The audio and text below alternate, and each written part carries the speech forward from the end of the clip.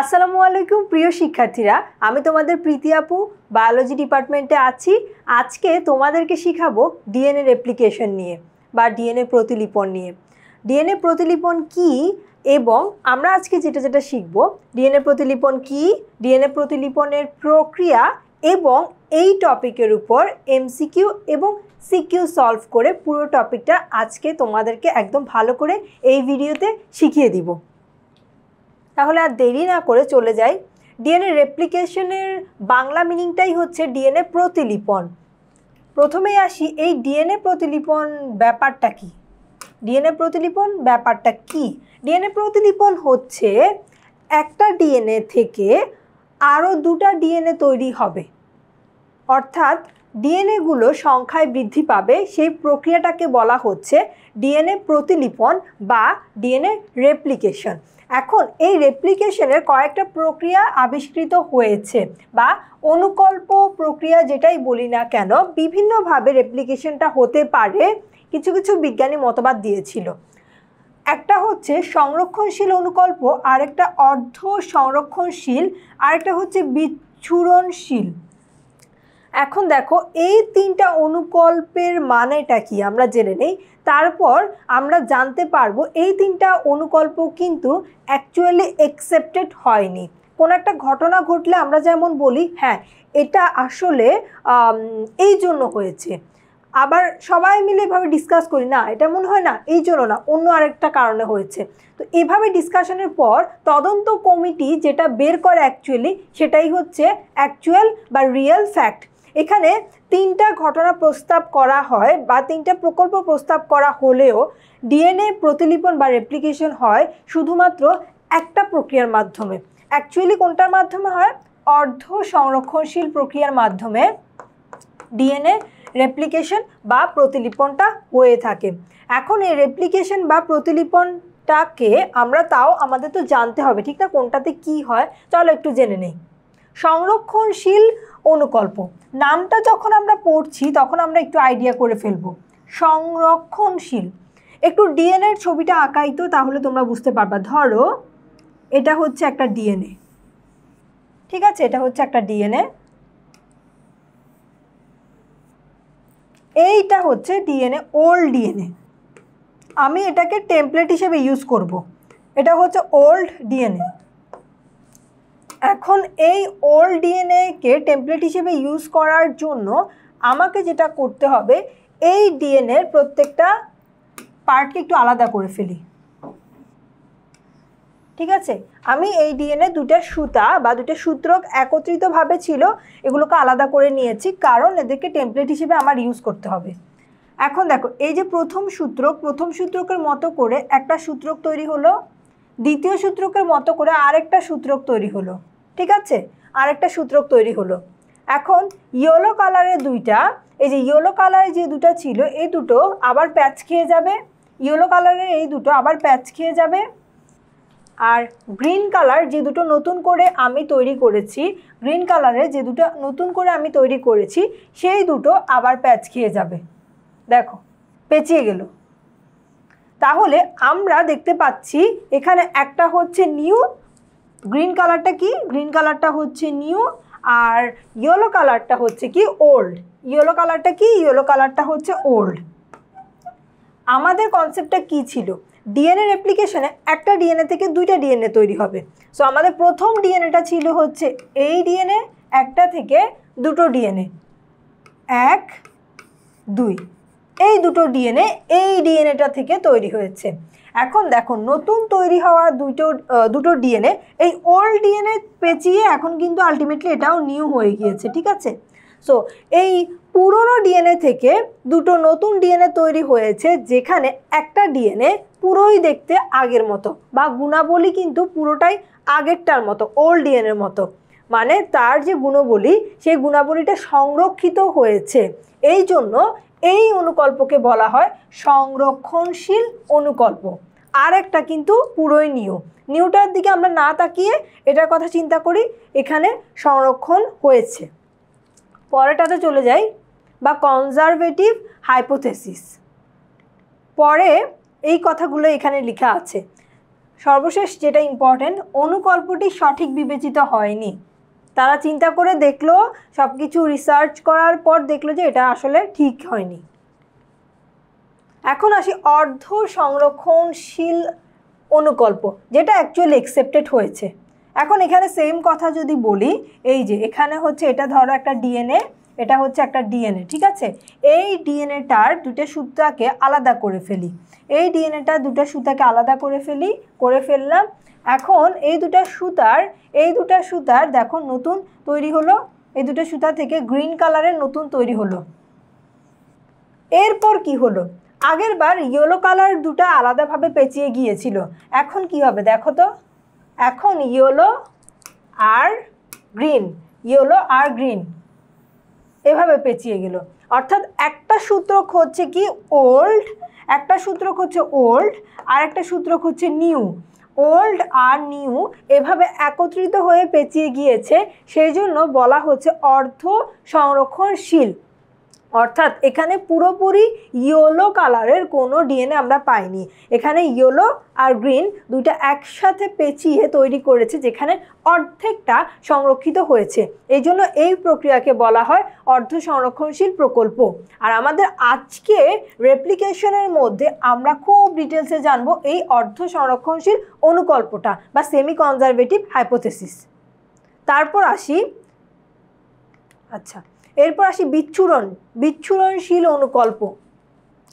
বিচ্ছুরণশীল অনুকল্পের মধ্যে এখানে হচ্ছে ধরো এটা হচ্ছে ওল্ড ডিএনএ, এটা হচ্ছে ওল্ড ডিএনএ, আর নিউ ডিএনএটা হবে কি, নিউ ডিএনএটা হবে ধরো এরকম, এক একটা পার্ট এক এক রকম। বিচ্ছুরণশীল মানে এখানে কোনো অ্যাকচুয়ালিটি নেই, মানে হচ্ছে তোমার এই যে কোনো একটা এর কোনো স্বতন্ত্র বৈশিষ্ট্য নেই যে হ্যাঁ আমি এটার মতো তৈরি হব ওইটার মতো তৈরি হব, এক একটা খণ্ড এক এক রকম, এরকম বিচ্ছুরণ অবস্থায় তৈরি হয় বলেই কিন্তু এটাকে বলা হচ্ছে বিচ্ছুরণশীল অনুকল্প। সো আমাদের যেটা জানতে হবে, সংরক্ষণশীল আর বিচ্ছুরণশীল অনুকল্প একটাও কিন্তু অ্যাকসেপ্টেড হয়নি, দুইটাই রিজেক্টেড। সো এগুলো নিয়ে পরীক্ষায় সেভাবে প্রশ্ন আসে না, পরীক্ষা যদি আসে তাহলে আমি জাস্ট তিনটা নামের কথা বলতে পারি। এখানে তিনটা প্রকল্প আছে, সংরক্ষণশীল প্রকল্প, তারপর অর্ধ সংরক্ষণশীল প্রকল্প, বিচ্ছুরণশীল প্রকল্প, যার মধ্যে সংরক্ষণশীল প্রকল্পটা হচ্ছে গ্রহণযোগ্য, আর এই যার মধ্যে অর্ধ সংরক্ষণশীল প্রকল্পটা হচ্ছে গ্রহণযোগ্য। সো এই অর্ধ সংরক্ষণশীল প্রক্রিয়াটা আমরা হচ্ছে এখন ব্যাখ্যা দেখব। আচ্ছা, অর্ধ সংরক্ষণশীলটাই যেহেতু অ্যাকসেপ্টেড হয়েছে, অর্ধ সংরক্ষণশীল নিয়ে আমাদের আজকে পড়াশোনা। চলো দেখা শুরু করি। আচ্ছা, এখানে আমরা জানি ডিএনএ হচ্ছে ডাবল হেলিক্স, ঠিক আছে, ডিএনএ ডাবল হেলিক্স আমরা জানি, বাট এখানে ডাবল হেলিক্সকে বলা মানে হচ্ছে দুইটা সূত্র। আমরা কোষচক্র যখন দেখেছিলাম, কোষচক্রটা কেমন ছিল, কোষচক্রে ছিল হচ্ছে ইন্টারফেস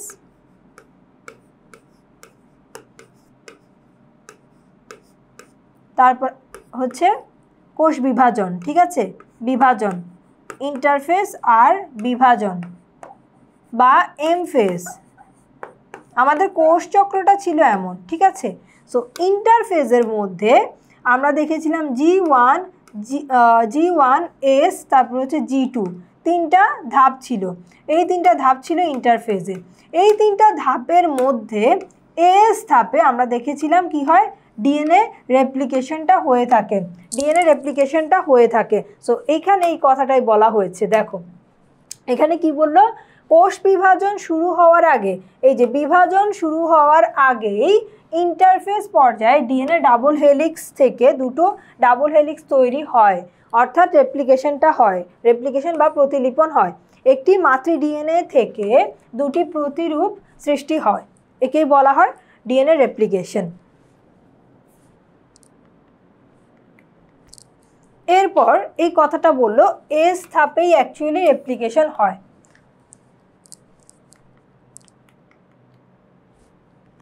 এখন এখানে কি বললো, এখানে বললো হচ্ছে আমরা একটা জিনিস পাবো, একটা ওয়ার্ড পাবো, সেটা কি replication fork. Replication fork, replication ফর্কটা কেমন জানো, ওয়াই এর মতো, ওয়াই ওয়াই যেমন এমনটা হয়, ওয়াই এমন হয় না? সো রেপ্লিকেশন ফর্কটা ওয়াইটাকে একটু যদি এমন করে দেই, রেপ্লিকেশন ফর্কটা হচ্ছে এমন, রেপ্লিকেশন ফর্কটা হচ্ছে এমন। অর্থাৎ এখানে যখন ডিএনএটা তৈরি হবে, ডিএনএ যখন তৈরি হবে তখন আমরা দেখতে পাবো এরকম এরকম এরকম এরকম। দেখো এই শেপটা কেমন, এই শেপটা ওয়াই এর মতো না? এরকম ওয়াই এর মতো শেপ তৈরি হবে ডিএনএ রেপ্লিকেশনের সময়, সেই জন্য বলা হয় রেপ্লিকেশন ফর্ক। এই দেখতে এই রকমটা হওয়াকেই বলা হচ্ছে রেপ্লিকেশন ফর্ক, যেটা হচ্ছে আমরা দেখতে পাবো কোথায়, আমরা দেখতে পাবো রেপ্লিকেশনের সময়টাতে।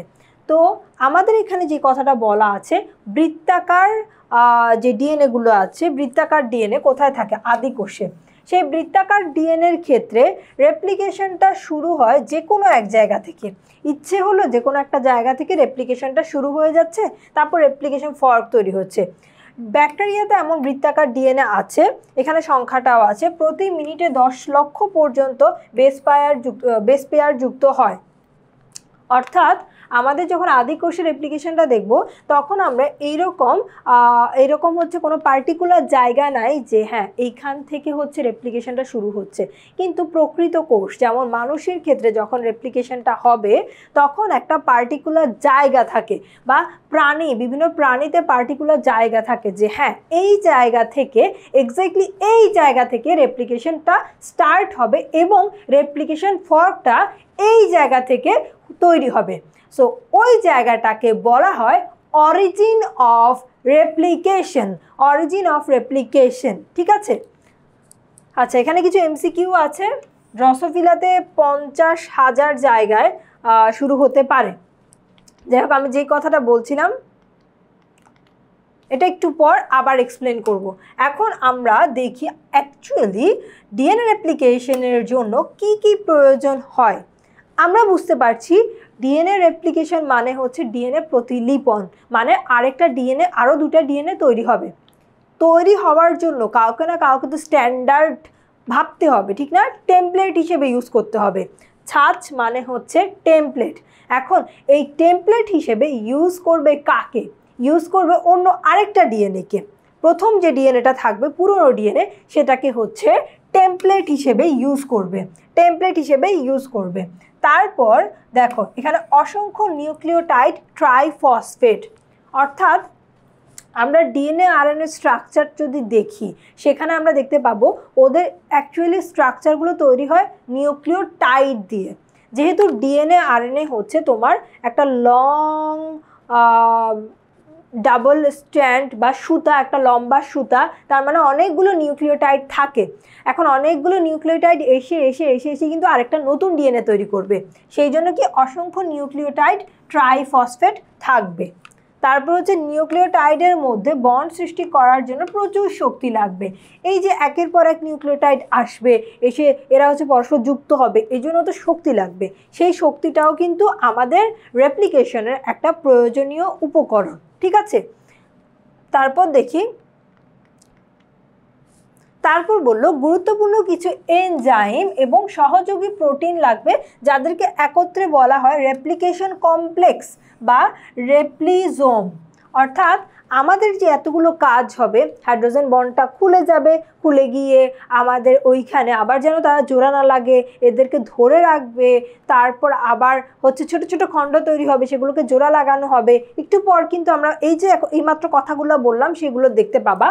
এতগুলো কাজ করার জন্য কিছু প্রোটিন হেল্প করে, কিছু এনজাইম হেল্প করে, সবগুলোকে একসাথে একটা প্যাকেজ বলা হয়। সেই প্যাকেজটার নাম কি? সেই প্যাকেজটার নাম হচ্ছে রেপ্লিকেশন কমপ্লেক্স বা রেপ্লিজোম।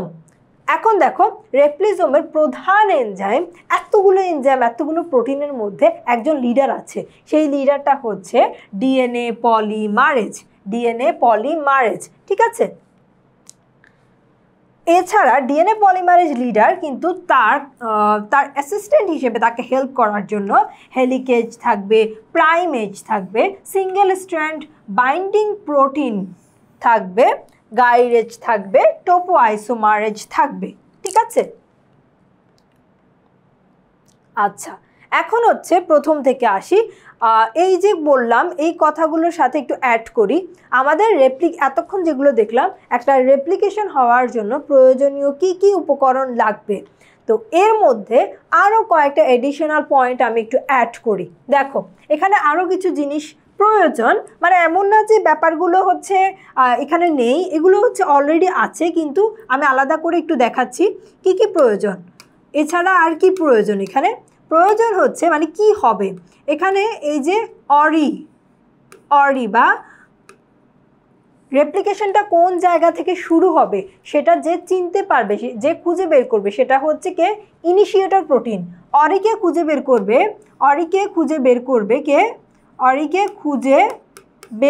কে? Initiator protein. ইনিশিয়েটর প্রোটিন, অরিকে খুঁজে বের করবে ইনিশিয়েটর প্রোটিন, একটা গেল। তারপর আছে এখানে আমরা দেখতে পাবো যখন ইনিশিয়েটর প্রোটিন অরিকে খুঁজে পাবে, তারপর আরও অনেকগুলো কাজ হতে থাকবে। এখানে একটা বাবল তৈরি হবে, রেপ্লিকেশন বাবল। একটু পরে এগুলো ডিটেলস আমরা খুঁজে পাবো। রেপ্লিকেশন বাবল,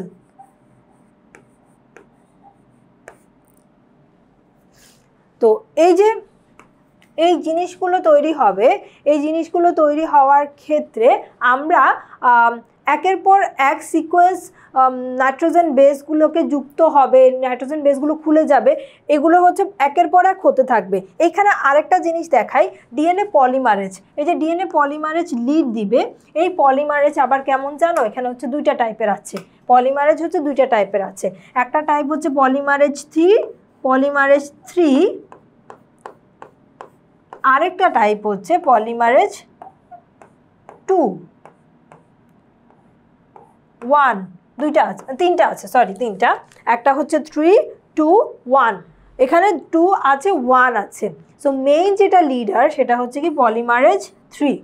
চলো এখন হচ্ছে আমরা মেইন রেপ্লিকেশনের প্রক্রিয়াটার মধ্যে চলে যাই। রেপ্লিকেশন অ্যাকচুয়ালি কিভাবে হচ্ছে চলো দেখে ফেলি। এগুলো ছিল রেপ্লিকেশনের প্রয়োজনীয় উপকরণ, ঠিক আছে? এখন এই উপকরণ পেয়ে গেলাম, এখন কাজ শুরু করে দেই। রেপ্লিকেশনের ধাপ সমূহ। প্রথম ধাপে কি করা হবে? ডাবল হেলিক্সের দুটি স্ট্র্যান্ডকে একক স্ট্র্যান্ডে পৃথক করা হবে। পৃথকীকরণ, এই যে ধরো এটা কি ডাবল হেলিক্স। এখন এই দুটা স্ট্র্যান্ডকে আমার টার্গেট থাকবে আমি আলাদা করে দিব, এরকম একটা করে দিব, ঠিক আছে? প্রথম টার্গেটটাই হচ্ছে এটা। সো এই কথাটাই এখানে বলা হচ্ছে, প্রথম টার্গেট এই কাজটা। এখন এই কাজটা আমি চাইলেই ডিএনএ দুইটা পেঁচিয়ে আছে এত স্ট্রং জিনিস দিয়ে আমি চাইলে হাত দিয়ে আলাদা করে ফেলতে পারবো না। এখানে অনেকগুলো প্রক্রিয়া আছে, অনেক কাটাকুটির ব্যাপার আছে, ঠিক আছে? সো এগুলোই দেখি। রেপ্লিকেশন শুরু হওয়ার জন্য ডিএনএ অণু দুটি স্ট্র্যান্ডকে অবশ্যই একটি থেকে অপরটি পৃথক হতে হবে। এখন ডিএনএ অণু সুনির্দিষ্ট নিউক্লিওটাইড সিকোয়েন্স রেপ্লিকেশনের সূচনা অঞ্চল হিসেবে কাজ করে। অর্থাৎ ডিএনএর মধ্যে একটা পার্টিকুলার জায়গা আছে যেই জায়গা থেকেই স্টার্টটা করতে হবে। সো সেই জায়গাটাকে কি বলে? সেই সুনির্দিষ্ট সিকোয়েন্স অঞ্চলকে বলে অরিজিন অফ রেপ্লিকেশন বা রেপ্লিকেশন অরিজিন বা অরি। সংক্ষেপে বলা হয় কি অরি। এটাকে সংক্ষেপে কি বলা হবে? অরি বলা হবে, ঠিক আছে? সংক্ষেপে বলা হবে অরি। তারপর দেখি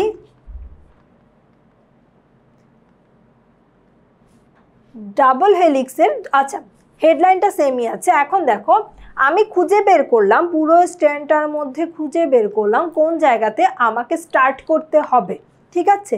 সে খুঁজে বের করার ক্ষেত্রে আমাকে হেল্প করলো ইনিশিয়েটর প্রোটিন। অরিটাকে খুঁজে বের করার জন্য ইনিশিয়েটর প্রোটিন হেল্প করলো। তো আমি যখন খুঁজে বের করলাম তখন আমার টার্গেট কি হবে? তখন আমার টার্গেট হবে সেখানে যে বেস পেয়ারগুলো আছে, যুক্ত আছে এভাবে বেস পেয়ারগুলো, এডিনিন, থায়ামিন, এভাবে যেগুলো যুক্ত আছে এগুলোকে আলাদা করা, ঠিক না? সেখানে আলাদা করা। তো এই আলাদা করবে হেলিকেজ। হেলিকেজ এনজাইম এই কাজটা করবে। হেলিকেজ নামে একটি রেপ্লিকেশন এনজাইম অরিতে সংযুক্ত হবে, অর্থাৎ অরি আমি পেয়ে গেলাম, তারপর হেলিকেজ দেখতে পেলো আচ্ছা তুমি অরি চলে এসছো, আমি অরির কাছে যাই, অরিকে একটু হেল্প করি। তো রেপ্লিকেশনে এই পর্যায়ে হেলিকেজ গিয়ে কি করবে, অরির সাথে যুক্ত হবে। অরির সাথে যুক্ত হয়ে কমপ্লিমেন্টারি বেস পেয়ারের হাইড্রোজেন বন্ড কি করবে, ভেঙে দিবে। হাইড্রোজেন বন্ডগুলো কি করবে, ভেঙে দিবে। তো তখন কি হবে, প্যাচ থেকে খুলে যাবে এবং পৃথক হয়ে যাবে। দুটি স্ট্র্যান্ড এখন পৃথক হয়ে ওয়াই আকৃতির একটি গঠন তৈরি করবে, যেটাকে রেপ্লিকেশন ফর্ক বলে, কিছুক্ষণ আগেই বলেছি। আর হেলিকেজ এই কাজটা যে করছে তার জন্য এটিপি থেকে শক্তি লাগবে, ঠিক আছে। এখানে এই জায়গাটা আমি একটু দেখাই কি হচ্ছে। এখানে ধরো হচ্ছে এটা হচ্ছে একটা ডিএনএ, এই ডিএনএটার পার্টিকুলারলি এই জায়গাতে আমি হচ্ছে অরিটা পেয়েছি, এই জায়গাতে আমি অরিটা পেয়েছি। তো এই জায়গাতে এসে যে জিনিসটা হবে, যে ব্যাপারটা হবে, এই রকম করে বেস পেয়ারটা খুলে দেওয়া হবে, ঠিক আছে, খোলার চেষ্টা করা হবে। মানে এই জায়গাতে যে বেস পেয়ারটা আছে, ধরো এখানে হচ্ছে থায়ামিন ছিল, এখানে ছিল এডিনিন, এখানে ছিল হচ্ছে সাইটোসিন, এখানে ছিল হচ্ছে গুয়ানিন। তো এই জায়গাতে অরি যখন আইডেন্টিফাই হয়ে যাবে, এখানে যখন অরিটা আইডেন্টিফাই হয়ে যাবে তখনই হেলিকেজ এনজাইম চলে আসবে। হেলিকেজ এনজাইম এসে কি করবে, এই যে বেস পেয়ারগুলো আছে, বেস পেয়ারগুলো ছিল সেগুলোকে কেটে কেটে আলাদা করে ফেলবে আর তৈরি করবে একটা ওয়াই আকৃতির, দেখো একটা ওয়াই আকৃতির জায়গা তৈরি করবে। ওয়াই আকৃতির এই যে জায়গাটা তৈরি হলো, এটাকেই বলা হচ্ছে কি রেপ্লিকেশন ফর্ক যখন তৈরি হবে তখন আমার জন্য ডিএনএ তৈরি করাটা সহজ হবে। চলো দেখি এখন কি বললো। এখন বললো সদ্য প্যাচ খাওয়ার পর, আচ্ছা আমি এই যে কথাগুলো বলছি, এই সবগুলো কথা যখন আমরা ভিডিওতে দেখব তখন আমাদের জন্য ইম্যাজিন করা অনেক ইজি হবে। সো আমি এগুলো যখন এক্সপ্লেন করব, লাস্ট মোমেন্টে গিয়ে এক্সপ্লেনেশন শেষ, আমি ভিডিওতে এগুলো দেখাতে দেখাতে এক্সপ্লেন করে দিব। ছোট্ট একটা ভিডিও আছে, দেখো। সদ্য প্যাচ খোলার পর পূর্বের টান বা আকর্ষণ থেকে যায়। এখন এই টান বা আকর্ষণ থেকে বাঁচানোর জন্য টোপো আইসোমারেজ হচ্ছে কি করে, যেন জড়ো হতে না চায়, এই জন্য টোপো আইসোমারেজ এনজাইমটা হেল্প করে। অর্থাৎ তুমি দেখো এই যে ধরো এইটা হচ্ছে কি আমাদের ডিএনএ, ঠিক আছে, এগুলো হচ্ছে আমাদের ডিএনএ, আর এইটা হচ্ছে এই ডিএনএগুলোর আগের অবস্থা, ঠিক আছে। আমার যে কাজ করছি, আমি কাজগুলো করার জায়গাটা হচ্ছে এখানে, আমি কাজ করব এই ফর্কের জায়গাটাতে, ঠিক আছে। আমি কাজ শুরু করে দিয়েছি ফর্কের এই জায়গাতে, কিন্তু আমার এখন দেখো এই যে জায়গাটা কিন্তু এখনও প্যাচ খোলা হয়নি, ঠিক আছে, এই জায়গাটা এখনও প্যাচ খোলা হয়নি। এখন তুমি যদি দুটো সুতার কথাও চিন্তা করো, যখন এখানে একটু বেশি ফাঁক দিচ্ছে, এখানে প্রেশার পড়তেছে, তখন হবে কি, তখন এখানে আরও বেশি জড়ো হয়ে যাওয়ার প্রবণতা দেখা যাবে, দেখা যাবে এখানে একদম পেঁচিয়ে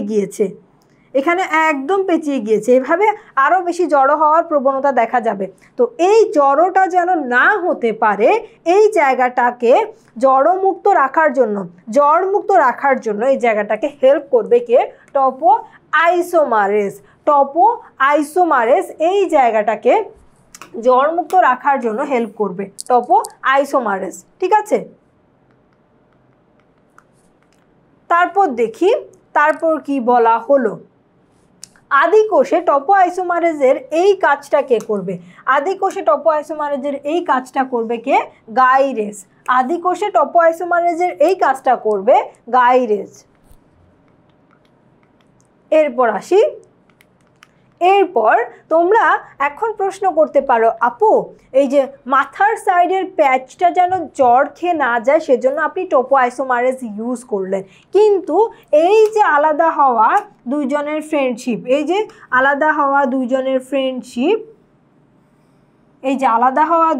ফ্রেন্ডশিপ, যে নষ্ট করে দিলেন হেলিকেজ এনজাইম দিয়ে, তারা তো চাইবে কোনো না কোনোভাবে, এই যে এরা তো চাইবে, এই দুটো তো চাইবে কোনো না কোনোভাবে জোড়া লেগে যেতে, এই দুটো কী করতে চাইবে কোনো না কোনোভাবে আগের মতো জোড়া লেগে যেতে। এখন কিভাবে আপনি তাদেরকে বাঁচাবেন, তাদের ফ্রেন্ডশিপটা আবার যদি একসাথে হয়ে যায়, তাদেরকে কিভাবে আপনি একসাথে হওয়ার থেকে রক্ষা করবেন?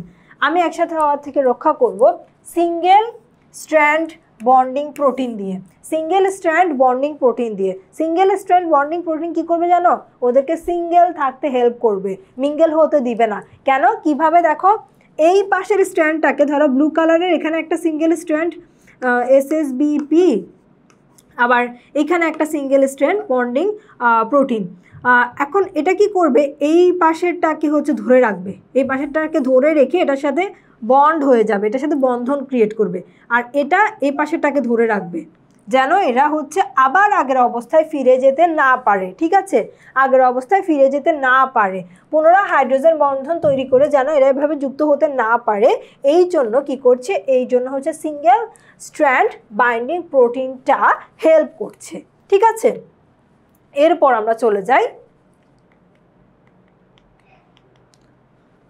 এরপর হচ্ছে রেপ্লিকেশনের জন্য পৃথক হওয়া প্রতিটি স্ট্র্যান্ড নতুন একটি স্ট্র্যান্ড তৈরির ছাঁচ বা টেমপ্লেট হিসেবে ইউজ হবে। সো হ্যাঁ, আমরা তো দেখেছি। তারপর হচ্ছে রেপ্লিকেশন অরিজিন থেকে, ওই যেই জায়গাটা থেকে শুরু করেছি, হেলিকেজ এনজাইম ডিএনএ সূত্রের উভয় দিকে দুটি স্ট্র্যান্ডকে পৃথক করে দিবে। তারপর রেপ্লিকেশন ফর্ক দুটি বিপরীত দিকে অগ্রসর হওয়া শুরু করে, ফর্কটার দুই পাশ থেকে কাজ করা শুরু করে। ঠিক আছে, একটু আগে কিন্তু আমি রেপ্লিকেশন বাবলটা দেখিয়ে ফেলেছি, রেপ্লিকেশন বাবলটা দেখিয়ে ফেলেছি। এই যে এটা হচ্ছে রেপ্লিকেশন বাবল। আচ্ছা, এটা হচ্ছে রেপ্লিকেশন বাবল। দেখো একটু একটা জায়গাতে এটা কিন্তু একটু বেশি ফুলে গিয়েছে, এটাই হচ্ছে রেপ্লিকেশন বাবল। এখন রেপ্লিকেশন বাবলের এই সাইডটা একটা ফর্ক, দেখো এই সাইডটা একটা ফর্ক, তো এই ফর্কের হচ্ছে দুই পাশ থেকেই কাজ করা শুরু করবে। আমরা জাস্ট এতক্ষণ ডিএনএ দুইটাকে আলাদা করতেছি, আমি দুইটা স্ট্র্যান্ডকেই টেমপ্লেট হিসেবে ইউজ করব, সেজন্য এতক্ষণ যে কাজগুলো করলাম, আমি কি করলাম, দুইটা স্ট্র্যান্ডকে আলাদা করার চেষ্টা করলাম। হ্যাঁ, আলাদা হয়ে যাচ্ছে। এরপর আমি দুইটা স্ট্র্যান্ডের মতো করে আরও দুটো স্ট্র্যান্ড বানাবো। ঠিক আছে, বা আরও দুটো সুতা বানাবো। দেখো কি করি, একটি ডিএনএ স্ট্র্যান্ড একই সাথে অনেকগুলো বাবল তৈরি হয়। আচ্ছা, অনেকগুলো বাবল একসাথে তৈরি হতে পারে, এক একটা জায়গাতে কাজ হতে পারে। সো কি হলো এখন, এই যে, আচ্ছা এটা একটু সময়টা কেমন লাগতে পারে এই কথা বললো, 1 মাসের মতো সময় লাগার কথা, কিন্তু এটা যেহেতু অনেকগুলো জায়গাতে ফর্ক তৈরি হয়, দেখা যায় 1 ঘন্টার মধ্যেই কাজটা হয়ে যায়। আচ্ছা, এতক্ষণ যে ছবিগুলো দেখালাম, দেখো আমি যদি রেপ্লিকেশন ফর্কটার কথা চিন্তা করি, অ্যাকচুয়ালি রেপ্লিকেশন ফর্কটা হচ্ছে এমন। এখন এখানে কি হবে, এই যে আমি দুটা সূত্রক আলাদা করে ফেললাম, এই দুটা সূত্রকের একটা সূত্রক হবে কি 3' to 5', আরেকটা সূত্রক হবে 5' to 3'। আমরা জানি সবসময় একটা আরেকটার বিপরীত যুক্ত হয়। সো আমাদের যে প্রান্তটা সবসময় মনে রাখবে, আমরা 3'কে প্রায়োরিটি দিব। কাকে প্রায়োরিটি দিব? 3'কে প্রায়োরিটি দিব, অর্থাৎ 3' to 5' প্রান্তটাকে প্রায়োরিটি দিব। সো এখানে যেই প্রান্তটা 3' to 5', এখানে যে প্রান্তটা 3' to 5', সেটাকে আমরা প্রায়োরিটি দিচ্ছি, আর এটার নাম দিয়ে দিলাম কি, লিডিং স্ট্র্যান্ড। আর যেই প্রান্তটা 5' to 3', এ পাশ থেকে দেখবা, ফর্ক থেকে দেখবা, 5' to 3', এই প্রান্তটা হচ্ছে ল্যাগিং স্ট্র্যান্ড, অর্থাৎ এটা ধীর গতি সম্পন্ন, আর এটা হচ্ছে দ্রুত গতি সম্পন্ন। এখানে তাড়াতাড়ি আরেকটা কি হবে, আরেকটা ডিএনএ তৈরি হয়ে যাবে, আর এখানে আস্তে আস্তে আরেকটা ডিএনএ তৈরি হবে। দেখো রেড কালার যেগুলো দেখানো হচ্ছে, এখানে মজার ব্যাপার হচ্ছে, বললাম 3'টা হচ্ছে লিডার, তাই এই প্রান্তে যে ডিএনএটা তৈরি হচ্ছে বা আরেকটা সুতা যেটা তৈরি হচ্ছে, এটা হচ্ছে দেখো কন্টিনিউয়াস, মাঝে কোনো ভাঙা কিছু নেই, একদম 5' থেকে শুরু করে এই মাথা থেকে শুরু করে এই মাথায় যাচ্ছে। কিন্তু যেহেতু এটা ল্যাগিং বা ধীরগতি সম্পন্ন, এখানে তোমার হচ্ছে ভাঙা করে তৈরি হচ্ছে। তো এই কথাগুলোই একটু পরে এক্সপ্লেইন করব। সবসময় দেখবা, দেখো 3 প্রাইমের সাথে কিন্তু 3 প্রাইম না, 3 প্রাইমের সাথে তৈরি হচ্ছে কি অপোজিটটা 5 প্রাইম। 3 প্রাইম টু 5 প্রাইমে আমি কাজ করে 5 প্রাইম টু 3 প্রাইমের একটা পরিপূরক সুতা তৈরি করছি বা সূত্রক তৈরি করছি। এখানে 5 প্রাইম টু 3 প্রাইমে কাজ করে 3 প্রাইম টু 5 প্রাইমের একটা পরিপূরক সূত্রক তৈরি করছি। চলো দেখি এখানে কি আছে। আমরা সেকেন্ডটাতে চলে আসি। প্রথমে আমাদের কাজ ছিল ডাবল হেলিক্সটা খোলা, ডাবল হেলিক্সটাকে খুলে 1 হেলিক্সে কনভার্ট করা, অর্থাৎ প্যাচটা খুলে ফেলা। সহজ কথা হচ্ছে প্যাচটাকে খুলে ফেলবো।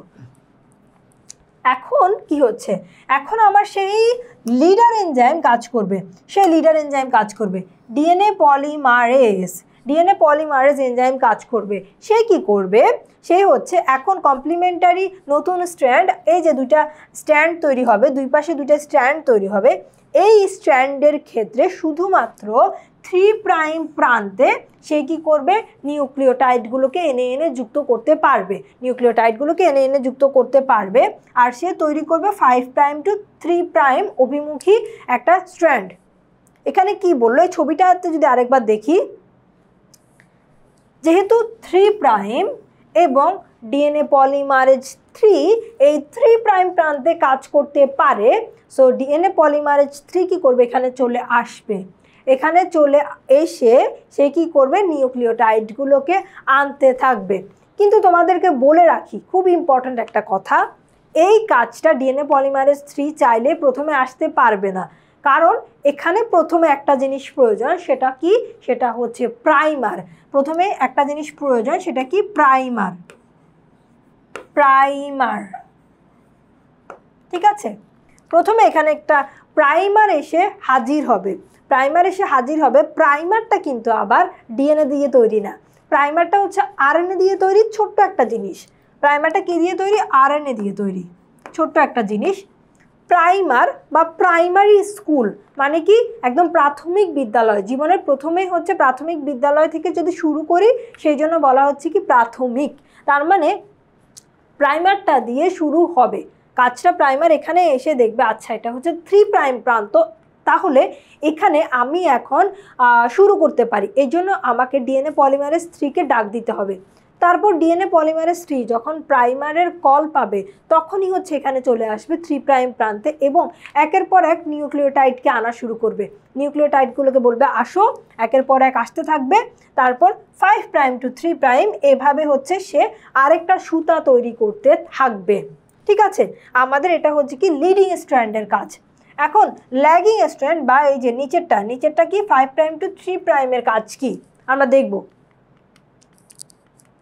দেখো আমাদের তাহলে পলিমারেজ, এখানে ডিএনএ পলিমারেজ 3 কথাটাই বলা হচ্ছে মেইনলি। ঠিক আছে, তারপর হচ্ছে রেপ্লিকেশনের জন্য রেপ্লিকেশন ফর্কটা কেবলমাত্র, আচ্ছা পুরনো স্ট্র্যান্ড থেকে হচ্ছে আলাদা হয়ে যাবে, আলাদা হয়ে এভাবে হচ্ছে নিউক্লিওটাইড যুক্ত হতে থাকবে। আমি মাত্র তোমাদেরকে প্রাইমারের কথা বললাম না, প্রাইমারের কথা মাত্রই বললাম, এটাই বলা হয়েছে।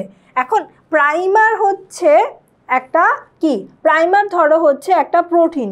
এখন এই প্রাইমারটাকে আটকানোর জন্য আরএনএ, ঠিক আছে, প্রাইমার হচ্ছে আরএনএ। এখন এই আরএনএটাকে আটকানোর জন্য যে হেল্প করবে সে কি, সে হচ্ছে একটা এনজাইম। এনজাইমটার নাম কি, আরএনএ প্রাইমেজ। প্রাইমার আরএনএটাকে যুক্ত করার জন্য হেল্প করছে কে, হেল্প করছে হচ্ছে প্রাইমেজ এনজাইম।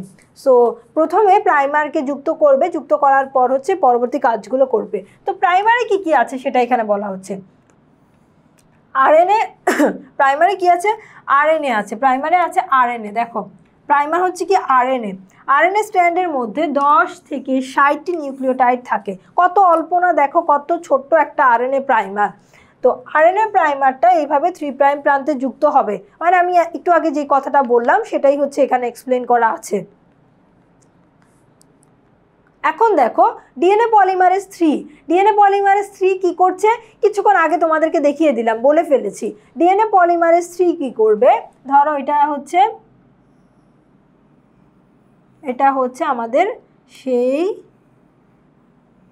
আমাদের সেই ডিএনএটা, ঠিক আছে। যেটার এটা হচ্ছে 3 প্রাইম আর এটা দেখো এটা হচ্ছে 3 প্রাইম, এটা হচ্ছে 5 প্রাইম, ঠিক আছে। তো আর এটা হচ্ছে কি 5 প্রাইম আর এটা হচ্ছে 3 প্রাইম, এই অবস্থা, ঠিক আছে। তো 3 প্রাইম প্রান্তে কি হবে, এখানে হচ্ছে একটা, এখানে কি আমি এখানে নিয়ে আসবো কাকে, একটা প্রাইমারকে নিয়ে আসবো, প্রাইমারকে নিয়ে আসলাম। প্রাইমেজ এনজাইম দিয়ে বুঝতে পারলো যে এখানে কাজ শুরু করতে হবে। তারপর সে কি করলো, ডিএনএ পলিমারেজকে ইনভাইট করলো, ডিএনএ পলিমারেজ তুমি চলে আসো, এখানে আমি কাজ শুরু করতে চাচ্ছি। তো এইখানে ধরো এডিনিন আছে, তো কি হবে, ডিএনএ পলিমারেজের নিউক্লিওটাইডটা এসে বেস মিলাবে কাকে, থায়ামিনকে মিলাবে, থায়ামিনকে এমন ডাবল বন্ড দিয়ে মিলাবে। তারপর আছে সাইটোসিন, গুয়ানিনের সাথে হচ্ছে এভাবে হচ্ছে ডাবল বন্ড দিয়ে মিলাবে, মেলাতে মেলাতে সে একটা সূত্র তৈরি করে ফেলবে, যেটা হচ্ছে 5 প্রাইম টু 3 প্রাইম হবে, 5 প্রাইম টু 3 প্রাইম হবে, ঠিক আছে। এই কথাটাই হচ্ছে এখানে বলা হয়েছে। আর এই কাজটা কে করবে, ডিএনএ পলিমারেজ 3।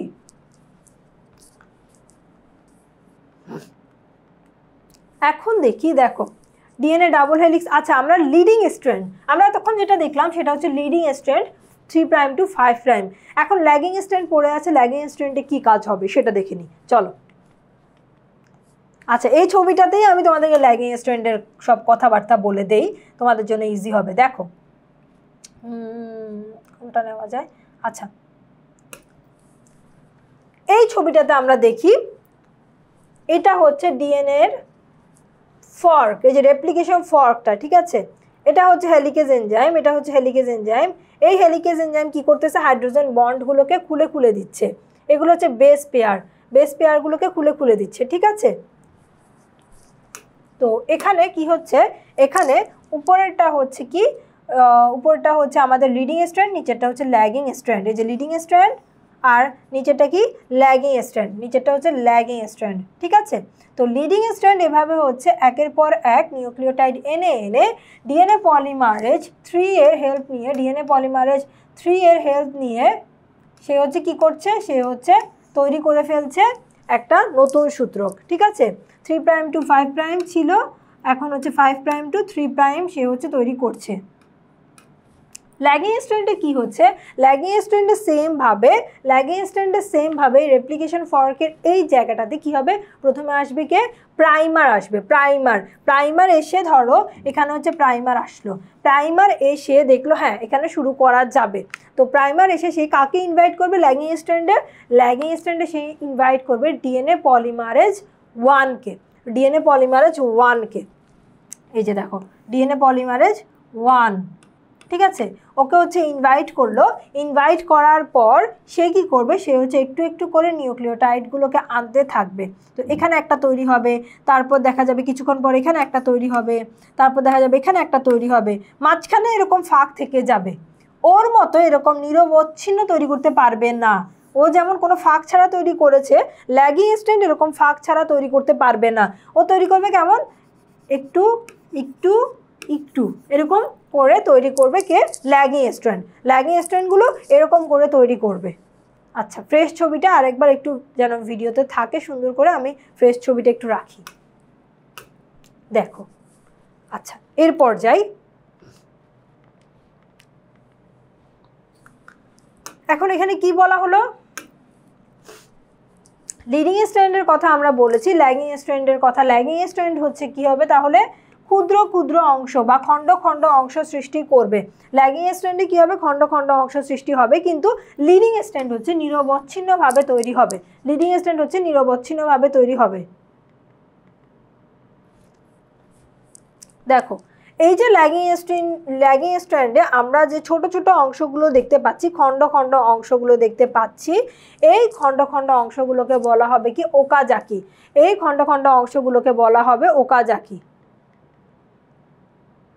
আচ্ছা ল্যাগিং স্ট্র্যান্ডে হেল্প করছে ডিএনএ পলিমারেজ 1, ঠিক আছে। ডিএনএ পলিমারেজ 1 ল্যাগিং স্ট্র্যান্ড তৈরি করার ক্ষেত্রে হেল্প করছে, ঠিক আছে। তো ডিএনএ পলিমারেজ 1 এর হচ্ছে কয়েকটা কাজ আছে। ডিএনএ পলিমারেজ 1 কি করছে, সে হচ্ছে ল্যাগিং স্ট্র্যান্ডে ছোট ছোট খণ্ডগুলো তৈরি করছে। ডিএনএ পলিমারেজ 1 কি করছে, ডিএনএ পলিমারেজ 1 কয়েকটা কাজ করবে, পলিমারেজ 1 কয়েকটা কাজ করবে। কি কি কাজ করবে দেখি তো। 1 নাম্বার কাজ হচ্ছে সে হচ্ছে এই যে ওকাজাকিগুলো তৈরি করবে, অর্থাৎ ল্যাগিং স্ট্র্যান্ডের কাজ করবে। ল্যাগিং স্ট্র্যান্ডের লিড দিবেই হচ্ছে ডিএনএ পলিমারেজ 1, ল্যাগিং স্ট্র্যান্ড তৈরি করবে, তার 1 নাম্বার কাজ। ঠিক আছে, তার 2 নাম্বার কাজ হচ্ছে সে কি করবে, সে হচ্ছে এডিটর হিসেবে কাজ করবে বা প্রুফ রিডার।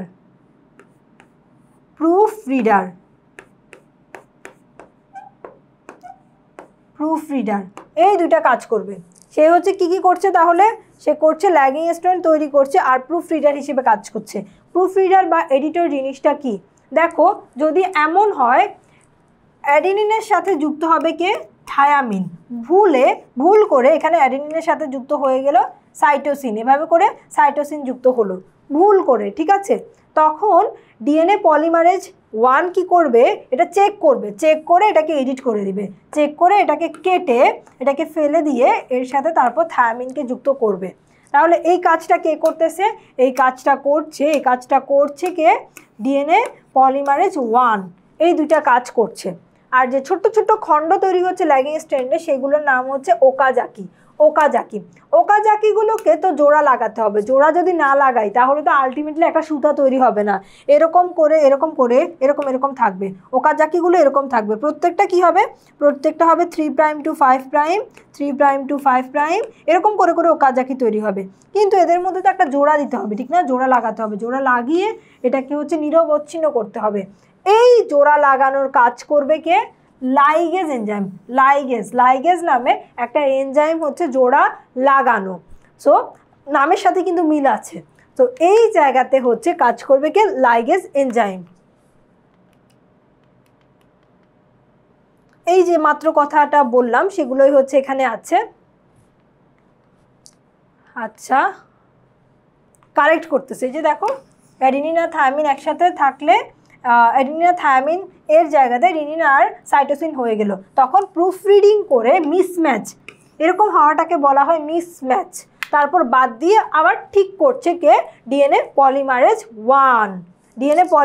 1 হচ্ছে এইভাবে ঠিক করে ফেলতেছে। 1 আর 2 একসাথেই কাজ করে, 2 বলতে পারো।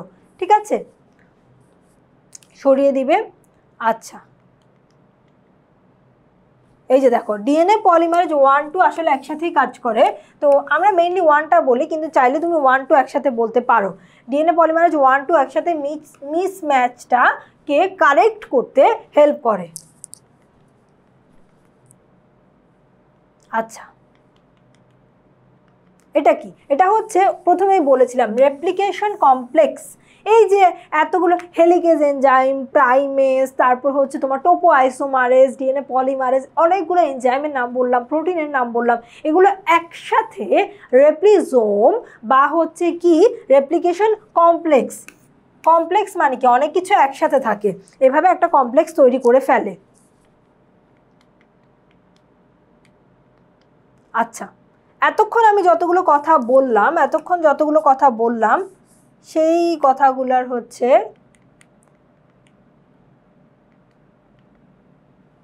আচ্ছা দেখো, আমরা এতক্ষণ ডিএনএ রেপ্লিকেশনের যে প্রক্রিয়াগুলো পড়েছি সেখানে রেপ্লিকেশন কমপ্লেক্সের যে এনজাইমগুলো আছে সেগুলো কোনটা কি কাজ করে একটা চার্টের মাধ্যমে একসাথে দেখে নেই। চলো দেখো, টোপো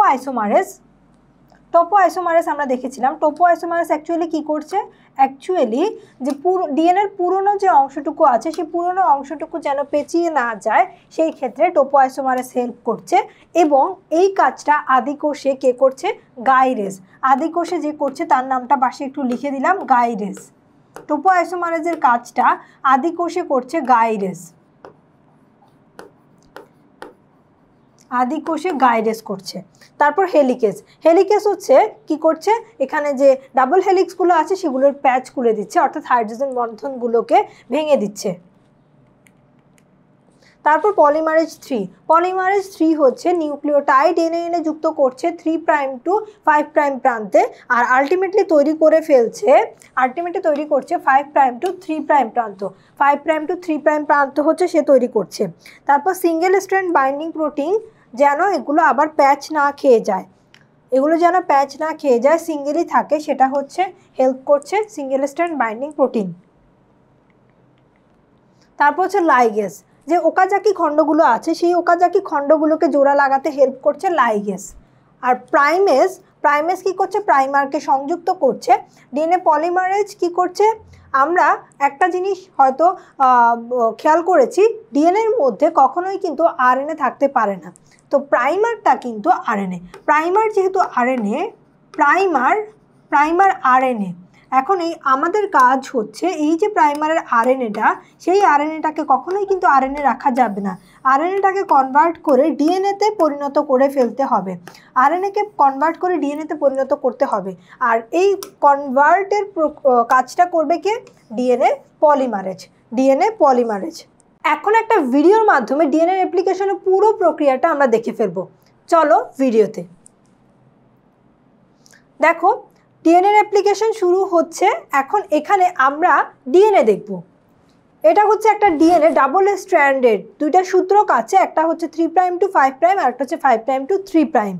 এর মাঝে এগুলো হচ্ছে কি নাইট্রোজেন বেস বা হচ্ছে নাইট্রোজেন ঘটিত ক্ষারক। অ্যাডিনিন, গুয়ানিন, সাইটোসিন, দেখো অ্যাডিনের সাথে কে লেগেছে, থায়ামিন, তারপর গুয়ানিনের সাথে সাইটোসিন, এরা একে একে যুক্ত হয়েছে। এভাবে হচ্ছে যুক্ত হয়ে তারা হচ্ছে কি ডাবল স্ট্র্যান্ড তৈরি করে, পরে পেঁচিয়ে যায়। আচ্ছা, এখন এখানে উপরের প্রান্তটা হচ্ছে, দেখো উপরে হচ্ছে 3' to 5', এখানে হচ্ছে কি করছে, স্ক্যান করতেছে, স্ক্যান করে অরিজিন অফ রেপ্লিকেশনটা খোঁজার চেষ্টা করছে, খুঁজে পেয়েছে। হেলিকেজ এনজাইম আসলো, এসে সবগুলো নাইট্রোজেন বেসকে আলাদা করে দিচ্ছে, হেলিকেজ এনজাইম এসে সবগুলো নাইট্রোজেন বেসকে আলাদা করে দিয়ে রেপ্লিকেশন ফর্ক, ওয়াই শেপের এই রেপ্লিকেশন ফর্ক তৈরি করেছে। উপরের যেটা আছে সেটা হচ্ছে আমাদের লিডিং 3' to 5'। প্রাইমেস এসে দেখলো এখানে শুরু করতে হবে, প্রাইমার তৈরি করে দিল। তারপর প্রাইমার তৈরি হওয়ার পর এখন আরএনএ দিয়ে তৈরি প্রাইমারটা হয়ে গেল।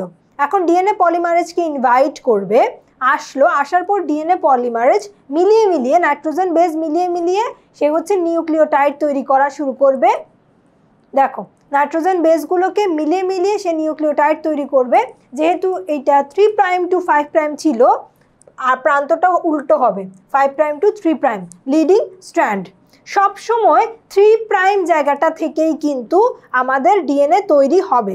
সো নিচে দেখো, যেহেতু ওইটা 5' ছিল, ওখান থেকে তৈরি না হয়ে দেখো ওটা হলো এদিক থেকে এদিকে, এখানে হবে এই দিক থেকে এই দিকে, ঠিক আছে, কারণ এই পাশে 3' আর ওই পাশে 5'। সবসময় 3' to 5'ই তৈরি হবে। ল্যাগিং স্ট্র্যান্ডে ছোট ছোট খণ্ড হিসেবে ডিএনএগুলো তৈরি হবে, আর এগুলোকে ওকাজাকি বলে। সেমভাবে প্রাইমার আসলো, প্রাইমেজ এনজাইম দিয়ে প্রাইমার তৈরি হলো। তারপর এখানে হচ্ছে ডিএনএ পলিমারেজ আসবে, ডিএনএ পলিমারেজ এসে তারপর হচ্ছে ছোট ছোট খণ্ড করে 5' to 3', ছোট খণ্ড করে 5' to 3' নামে কি করবে, নতুন ডিএনএটাকে তৈরি করবে ল্যাগিং স্ট্র্যান্ডের পরিপূরক। প্রত্যেকবার প্রাইমেজ আসবে, এসে ছোট্ট করে একটা খণ্ড তৈরি করবে, আর এই খণ্ডগুলোকে বলা হবে কি, ওকাজাকি। প্রত্যেকবার প্রাইমেজ আসতেছে, একটা করে ছোট্ট খণ্ড তৈরি করছে। সো এইখানে হচ্ছে একটু কিছু ভুল ছিল, এখানে হচ্ছে ভুল ছিল, ভুলটা কারেক্ট করলো। কারেক্ট করার কে হেল্প করছে, ডিএনএ পলিমারেজ। আমরা দেখেছিলাম ডিএনএ পলিমারেজ প্রুফ রিডার হিসেবে কাজ করে। এখানে ভুল ছিল, ভুলটা কারেক্ট করলো কে, ডিএনএ পলিমারেজ।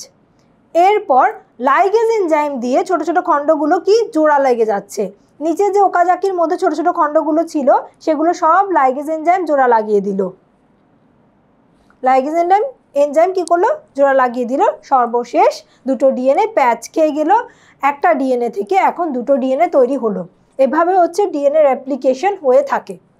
সো আমরা এই ভিডিওর মাধ্যমে ডিএনএ রেপ্লিকেশনটা দেখে ফেলেছি। এখন এখানে বললো ডিএনএ রেপ্লিকেশনের গুরুত্ব কি। হ্যাঁ, রেপ্লিকেশন যদি না হতো কখনোই তো একটা ডিএনএ থেকে দুটো ডিএনএ তৈরি হতো না। আর কোষ বিভাজনের ফলে আমাদের যে নতুন নতুন কোষ সৃষ্টি হয়, মানবদেহ সৃষ্টি হয়, সেখানে কিন্তু আর ডিএনএই পাওয়া যেত না যদি রেপ্লিকেশনটা না হতো। তারপর হচ্ছে ডিএনএ থেকে প্রোটিন। আমরা দেখব ডিএনএ থেকে যখন ডিএনএ তৈরি হয় সেটাকে বলা হয় রেপ্লিকেশন, আবার যখন ডিএনএ থেকে আরএনএ তৈরি হয় সেটাকে বলা হয় কি ট্রান্সক্রিপশন। ডিএনএ থেকে যে আরএনএটা তৈরি হয় সেই আরএনএ থেকে আবার তৈরি হয় প্রোটিন, সেটাকে বলা হয় ট্রান্সলেশন। আলটিমেটলি একটা ডিএনএ থেকে কি তৈরি হচ্ছে, প্রোটিন তৈরি হয়। আর প্রোটিন আমাদের মানবদেহ গঠনে গুরুত্বপূর্ণ ভূমিকা পালন করে এবং সবচেয়ে বড় ভূমিকা পালন করে। আচ্ছা, তারপর আসি কি, তারপর আসি একটা সিকিউ দেখি। সিকিউতে কিভাবে আসলে প্রশ্নগুলো আসে। দেখো এই প্রশ্নটা যখন তুমি দেখবা পরীক্ষার সময় তোমার মনে হবে অনেক কঠিন, কিন্তু তুমি যদি একটু ভালো করে খেয়াল করো, দেখো আমি দেখিয়ে দিচ্ছি। এখানে প্রথমে তুমি উদ্দীপকটা দেখবা, উদ্দীপকটা দেখলা তুমি, দেখার পর তুমি প্রশ্নগুলো দেখো। 1 নাম্বার আর 2 নাম্বার যে প্রশ্ন, এই প্রশ্নগুলো হচ্ছে এই চ্যাপ্টার বা অন্য কোনো চ্যাপ্টার থেকে আসতে পারে। তো এই যে অপেরণ কি, অপেরণটা এই টপিকের না, অন্য কোনো টপিক থেকে আসতে পারে। আমি বলে দিচ্ছি, অপেরণ হচ্ছে আমাদের জিন প্রকাশের একক, যেটা কিনা আদি কোষের ক্ষেত্রে, ঠিক আছে, আদি কোষের ক্ষেত্রে জিন প্রকাশের একক হচ্ছে অপেরণ, ঠিক আছে, আদি কোষে জিন প্রকাশের একক হচ্ছে অপেরণ। আর যদি আমি হচ্ছে তোমার প্রকৃত কোষে বলি, প্রকৃত কোষে আলাদা আলাদা আছে, রেপ্লিকন আছে, মিউটন আছে, তারপর হচ্ছে তোমার এই যেগুলো নাম বললাম এরকম হচ্ছে 4টা আছে। এগুলো আমরা যখন অন্য টপিক পড়বো, অর্থাৎ জিন টপিকটা পড়বো, তখন হচ্ছে ওখান থেকে শিখে ফেলবো। তারপর নিউক্লিওটাইড বলতে কি বোঝো? নিউক্লিওটাইড তো আমরা জানি, খুব ভালো করে এক্সপ্লেইন করতে হবে। প্রথম লাইনে বলতে হবে নিউক্লিওটাইড কি, তারপর নিউক্লিওটাইডে কি কি আছে স্ট্রাকচারগুলো, পারলে একটা ছোট ছবি এঁকে দিব। তো নিউক্লিওটাইডে কি কি আছে? নিউক্লিওটাইডে 3টা জিনিস মেইনলি থাকে। একটা হচ্ছে পেন্টোজ সুগার, তারপর থাকে হচ্ছে ফসফেট, তারপর থাকে হচ্ছে নাইট্রোজেন ঘটিত ক্ষারক। তো এইগুলো হচ্ছে এখানে এক্সপ্লেইন করতে হবে। তো আমাদের মেইন সমস্যাটা হচ্ছে উদ্দীপক বুঝতে। এখন উদ্দীপকটা আমি দেখি, এখানে কি বললো, উদ্দীপকের এম প্রক্রিয়া বর্ণনা করো, এম প্রক্রিয়া বর্ণনা করো। যদিও আমরা জানি সৃজনশীল প্রশ্নগুলো সবগুলো প্রশ্ন মিলিয়ে মিলিয়ে আসে। আমি আজকে যে টপিকটা পড়িয়েছি এই টপিকের মধ্যে এম প্রক্রিয়া পড়ে না, বাট আমি তোমাদেরকে এই প্রশ্নটা একটু দেখিয়ে দিচ্ছি। দেখো এম, আমরা 3 প্রাইম টু এটা 5 প্রাইম, 3 প্রাইম টু 5 প্রাইম দেখছি, ঠিক আছে, এই 3 প্রাইম টু 5 প্রাইম, আর এটা দেখছি 5 প্রাইম টু 3 প্রাইম, অর্থাৎ এটা থেকে উপরে 3 প্রাইম টু 5 প্রাইম থেকে উপরের এই 3 প্রাইম টু 5 প্রাইম থেকে তৈরি হয়েছে এই 5 প্রাইম টু 3 প্রাইম। এখন দেখো আমি দেখতে পাচ্ছি এটা হচ্ছে কি একটা ডিএনএ, এই দুইটা মিলে একটা ডিএনএ তৈরি করেছে, এই দুইটা মিলে হচ্ছে একটা ডিএনএ, আর এটা হচ্ছে একটা আরএনএ। দেখো ইউরাসিল, ডিএনএতে কিন্তু কখনো ইউরাসিল থাকে না, সো এটা কি, এটা হচ্ছে আরএনএ। অর্থাৎ এখানে ডিএনএ থেকে আরএনএ তৈরি হয়েছে, এখানে ডিএনএ থেকে আরএনএ তৈরি হয়েছে। আরও সহজভাবে যদি বলি, এটা থেকে শুধুমাত্র একটা সূত্র তৈরি হয়েছে। আমরা জানি আরএনএতে 2টা সূত্র, আরএনএতে একটা সূত্র থাকে, ডিএনএতে 2টা সূত্র থাকে। সো যেহেতু একটা সূত্র এবং ইউরাসিল আছে, তার মানে এটা হচ্ছে আরএনএ। আর এই প্রক্রিয়াটাকে বলে ট্রান্সক্রিপশন। আমরা পরবর্তীতে আরেকটা ভিডিওতে ট্রান্সক্রিপশন শিখে ফেলব। ট্রান্সক্রিপশন,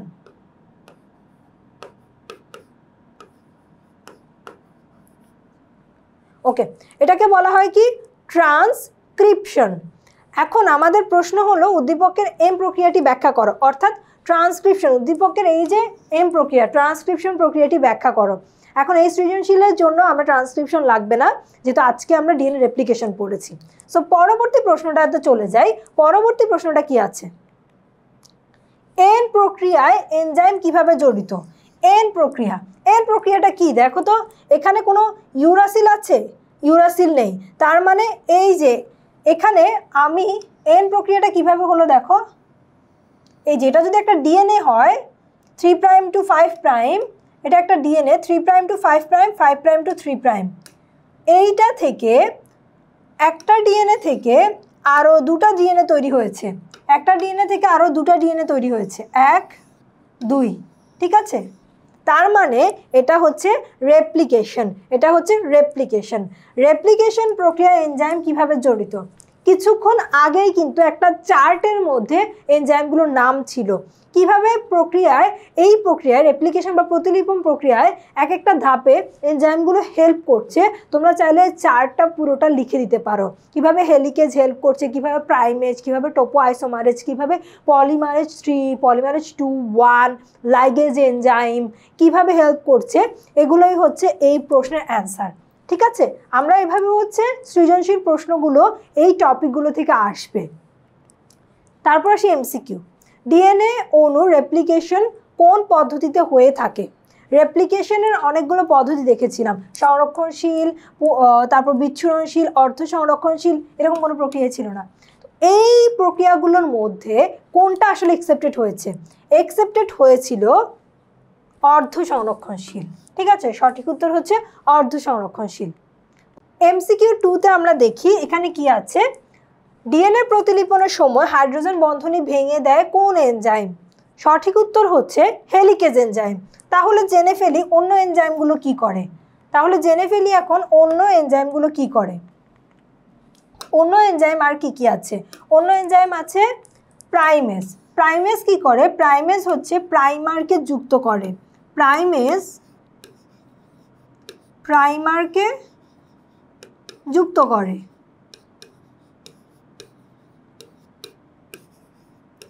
এরপর আসি পলিমারেজ কি করে। পলিমারেজ তো অনেক কাজই করে। পলিমারেজ ধরো, পলিমারেজের একটা কাজ হচ্ছে আমরা জানি প্রাইমার কি, প্রাইমার হচ্ছে আরএনএ খণ্ড। এই আরএনএ খণ্ডকে পলিমারেজ কি করে? ডিএনএতে কনভার্ট করে দেয়। তারপর আরও কাজ করে। সে কি করে?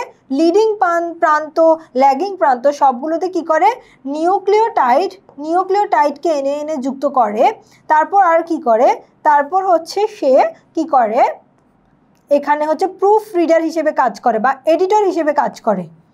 এডিটর হিসেবে কাজ করে। এই সবগুলো কাজ কে করছে? পলিমারেজ। আর লাইগেজ কি করে? লাইগেজ করে আমাদের যে ওকাজাকি থাকে,